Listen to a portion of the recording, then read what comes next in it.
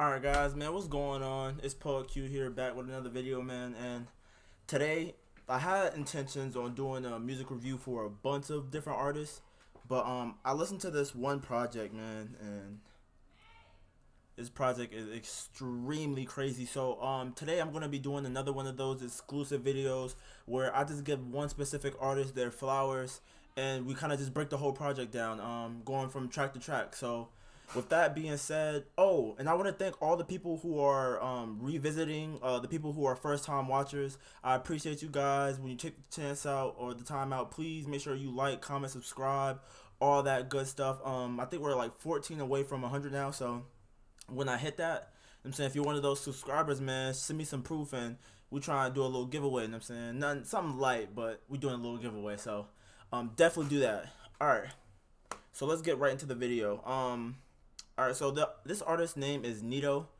The project is called Tears in the Rain, and let's hop straight into the intro. So, kind of just listening to the project. I had got a single for it earlier for an event that I'm doing. It's where 10 artists submit their songs, and I picked a bunch of artists submit their songs, and I picked 10 to pretty much, battle out or whatever. That's irrelevant. So Nito sent me one of his songs off of this project, and I didn't realize it was a project until I went to go listen to it, and then I seen the whole entire track list. So for me, it was like, oh shit, well, hey, since you're already doing this, why don't you submit this into my music reviews, because I think the song is really dope. So going into it, I kind of already had an idea that I felt like the style of artist and the style of music would be something of my liking, but then I actually finally listened to it, and then the intro came on, man. So let me just kind of like sample that off, right? Like coming in with this, it's like, okay, I know that means we're about to talk about some shit. It's short, it's 2 minutes and 13 seconds, but with a beat like this, we're about to talk about something.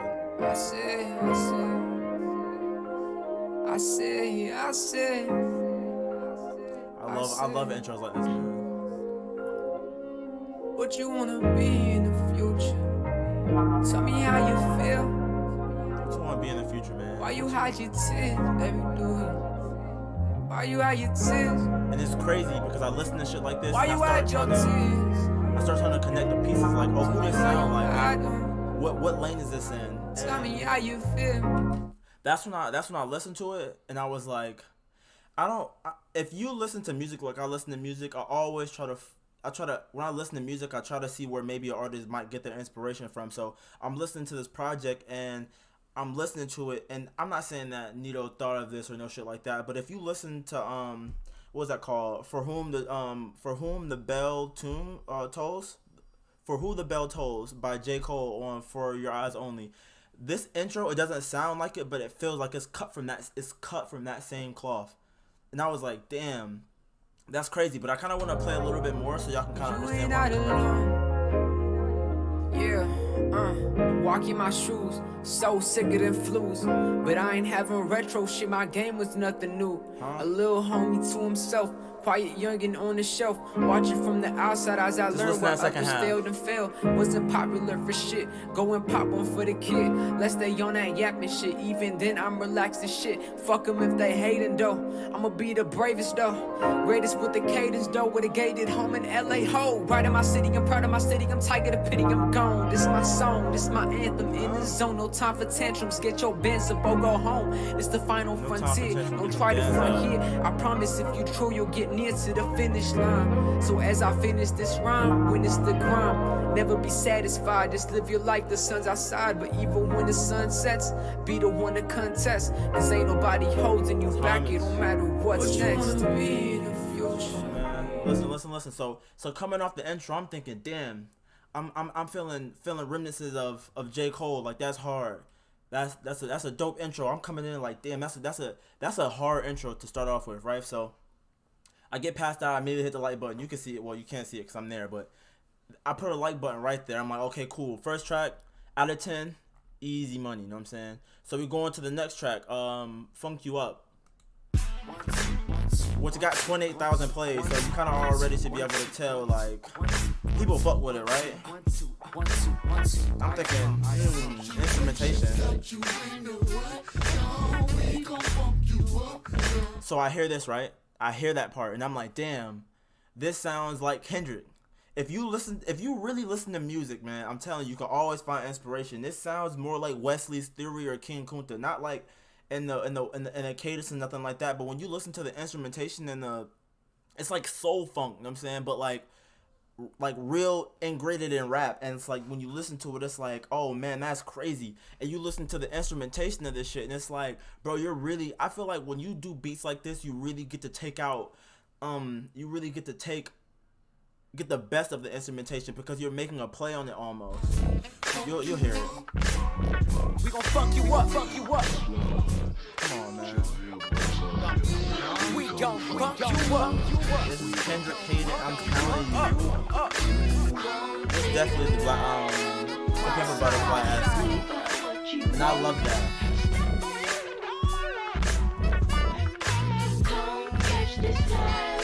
See if I can skip a little bit to it. Get up from my chair too often, but California taking over from the Bay too comfy. Don't you get too comfy. This my time to talk shit. This the man that's gonna keep the coast locked in, mobbing. Got it.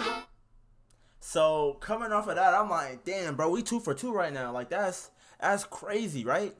I'm thinking, and it's not to be negative, but I always feel like, going into a project, it's like I never think to myself that an artist might go 10 for 10, or an artist might, every song on a project is like, damn, that's hard. You know what I'm saying? Like that's crazy. But then I start to look at the track list. I start to read the track list titles while I'm doing it, and I'm like, you can see the influence. Funk You Up, Sing About Me interlude. So that let me know right there, okay, cool. Like I know for sure that Kendrick influenced us a bit, you know what I'm saying? Like this is the effects of what we grew up off of, what we grew up, a product of what we listened to when we were younger. So we go into the next song, right? We go into Sacrifices, and this is where it kind of like, I was like, okay, cool. You'll be able to hear the homage. And he starts off with things like whispering ad-libs, like you I like kill myself for $1. I kill myself for $1. I kill myself. See the whispers? I kill myself. That was riddled all over Dot shit. Hope they make it All over Dot shit. Slums. But the song itself, it's like, and I don't mean to make this seem as if this is some kind of Kendrick replica, but it's not. It's just crazy because you watch artists like idolize their artists, or you can see that someone's favorite artist and how they sculpt their artistry, and it's like, that's why I tell people, the more you listen to new artists, the more you take shape of who you listen to. So when you listen to artists like Nito, you can hear the influence of Kendrick. You can hear it from the use to the silent whispers on the ad-libs, and shit like that is kind of crazy to me, man. And even in the beginning, I think he paid homage to Kendrick. One day, I see. Looking from above, forgive me. Lord, forgive me for all my thoughts, for I am human. And obviously we can work on a little bit of that as far as like the auto-tune shit goes. But I don't mind that when I feel like the entirety of the song isn't ruined, because the integrity of it isn't ruined. But we could definitely maybe work on the auto-tune shit. You pushing product narcotic to survive in this hell. As I rise in my wealthy odds of being incarcerated, skyrocketing. Yeah, but I'm not gonna give y'all all of that. I'm just talking about these things and giving y'all samples of each song, just so y'all can understand my state of mind when I'm going through it. The next song that I came across was Can't Cry. Obviously, I heard Timeout. I heard someone say that, yo, when you listen to a project, you shouldn't listen to it from top to bottom. You should just fucking listen to it random and shuffle. Don't ever do that. I'm not that much of an artist, but don't ever do that. That ruins everything. Like, if someone has a sequence project and you go from fucking first to the middle to the beginning to the end, that doesn't make sense. It doesn't make sense. You're literally fucking up maybe the picture they're trying to paint for you. Like, you're not supposed to try to create your own picture. You're supposed to try to see what the artist is trying to give you, and then you go from there to your own interpretations. I feel like you fuck with the artistry way too much when you do shit like that.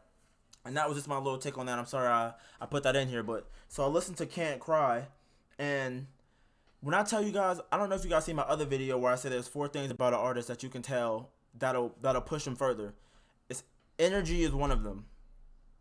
If you can make your energy felt through a track, it's gonna propel your artistry a lot further. So when I heard "Can't Cry," this is one of the few times I feel like I like in doing music reviews, not outside of like real artists, because I feel real artists, that I've listened to a song and I'm like, damn, I really feel that. You know what I'm saying? So let's kind of get into that a little bit.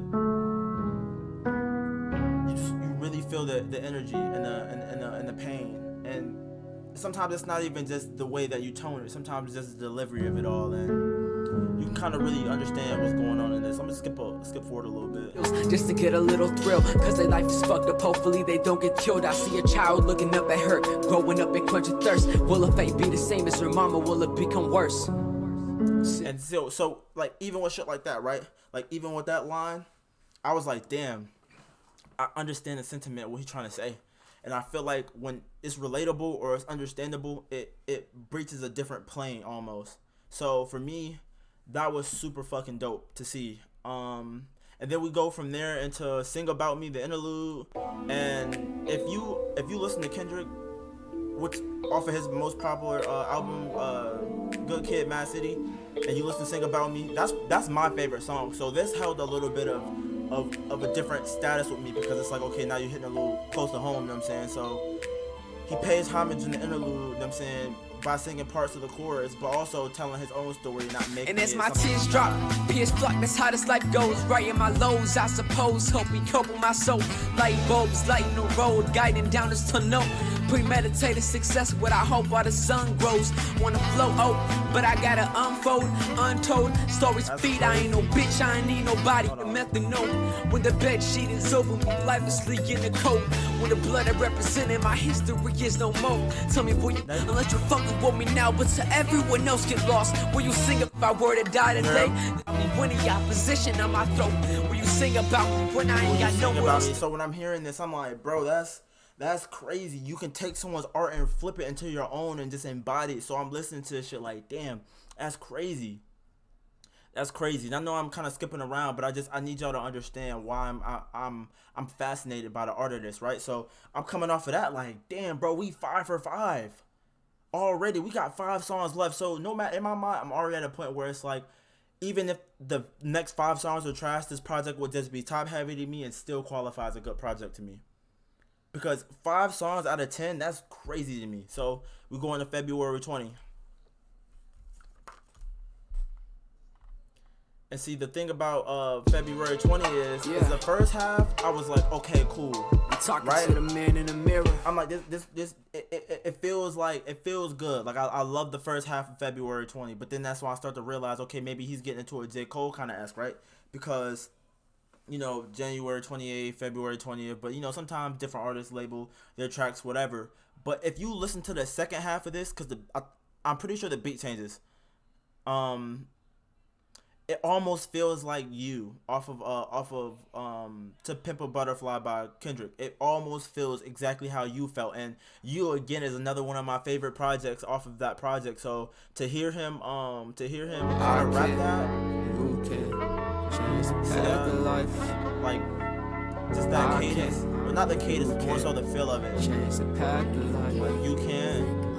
I'm always losing, never winning, I'm always losing. Friends, family, idols taken from me, but why though? See, and when you get into that realm, it's like you hear it and it's like, bro, it's crazy, because it's like when I heard you felt like Kendrick was talking from a negative place in his life, right? Like a negative spot in him, things that he felt, he internalized, things that happened to him that were real to him, you know what I'm saying? And I felt like February 20th was kind of what Nito was doing, and I respect the hell out of that. Now, and you know, y'all can understand from past reviews how I feel about certain projects and how I tell y'all I respect the hell out of transparency, and I feel like we got a lot of that out of February 20th. So moving from there, we went to, and I feel like this is definitely crazy.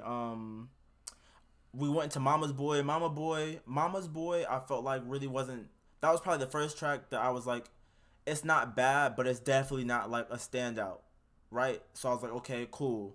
because we were in my eyes we 6 for 6 right now, so we go into 6 for 7, and not really 6 for 7. It's more so like, okay, this song's cool, but this doesn't feel like how the first 6 felt, and it's not. It didn't really get away from it neither. It just I didn't feel like it stood out so much, and then we got to 8, which is God, and I felt like God was another pretty solid song. I definitely feel like it was soulful. I feel like a large part of this about it being beautiful is the fact that it's truly soulful. Like, it's a real soulful project. Blessings was another solid track. Wasn't too much of a crazy standout to me, but then we got to the outro, and if you watch any of my videos and you have a takeaway from any of it, the most important things, 2 projects to me, are the intro and the outro. The way you came in, I feel, should be the same way you exit a project. Now, if you come in trash, it is what it is. I'm saying, but you should always leave the outro with a fan being like, damn, I wish this was longer. Damn, I wish this artist would put out more music. You should leave them wanting more music. It shouldn't be, or if they don't want more music, it should leave them with a satisfied feeling.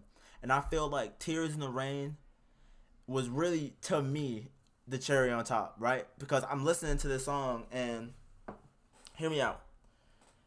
If you listen to Kendrick, this sounds exactly like Section 80, right? The first half sounds like Absol's outro, but the further you get into it,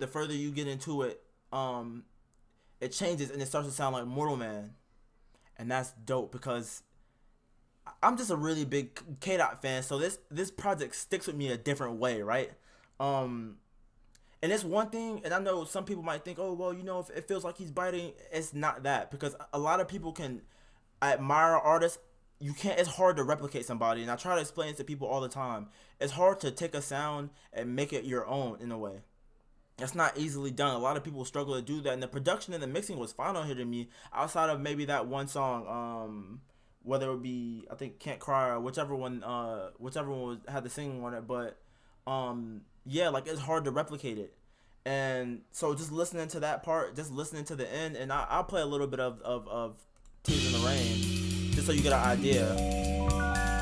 It sounds similar to Absol's outro, right? They just reach with their paws and touch little boys, they get taught they aren't you. I just wanna hear the truth, where are you? In disguise, but in disguise, on planet Earth, my child.